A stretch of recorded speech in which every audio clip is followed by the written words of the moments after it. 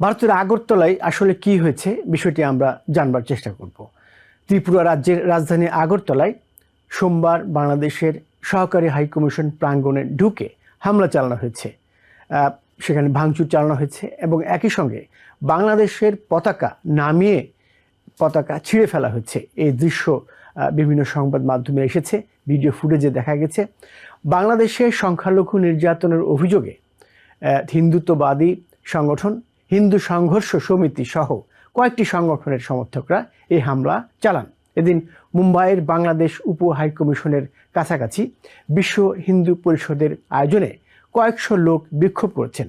হিন্দু সংঘর্ষ সমিতি হলো ভিএইচপির সহযোগী সংগঠন।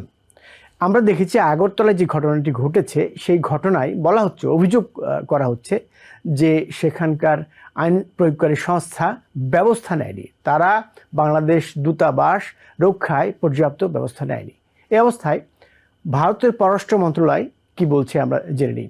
আগরতলার ঘটনাকে তারা বলছে দুঃখজনক এবং এই এক বিবৃতিতে তারা বলেছে কূটনৈতিক ও কনসুলার সম্পত্তি কোনো অবস্থাতেই লক্ষ্যবস্তু করা উচিত নয়। নয়াদিল্লিতে বাংলাদেশ হাইকমিশন এবং ভারতের অন্যান্য স্থানে তাদের উপ ও সহকারী হাইকমিশনের নিরাপত্তা ব্যবস্থা জোরদার করার জন্য সরকার ব্যবস্থা নিচ্ছে।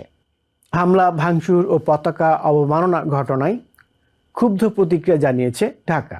সোমবার রাতে পররাষ্ট্র মন্ত্রণালয়ের এক সংবাদ বিজ্ঞপ্তিতে এই প্রতিক্রিয়া জানানো হয়েছে। বাংলাদেশে শান্তিরক্ষী বাহিনী পাঠাতে ব্যবস্থা নিতে ভারত সরকারের প্রতি অনুরোধ জানিয়েছেন পশ্চিমবঙ্গের মুখ্যমন্ত্রী মমতা ব্যানার্জি। বিষয়টি নিয়ে ব্যাপক আলোচনা সমালোচনার জন্ম দিয়েছে। এর জবাবে বাংলাদেশের পররাষ্ট্র উপদেষ্টা তৌহিদ হোসেন বলেছেন, মমতা ব্যানার্জি যে মন্তব্য করেছেন তা পশ্চিমবঙ্গের রাজনীতিতে তার অবস্থানের জন্য সহায়ক হবে না। আমরা দেখছি যে বিএনপির মহাসচিব মির্জা ফখরুল ইসলাম আলমগীর বলেছেন, মমতা ব্যানার্জির মন্তব্য বাংলাদেশের স্বাধীনতা সার্বভৌমত্বের প্রতি হুমকি। নিউ ইয়র্ক থেকে সম্প্রচারিত TVN 24 টেলিভিশন বিশ্বজুড়ে বাঙালির কণ্ঠস্বর।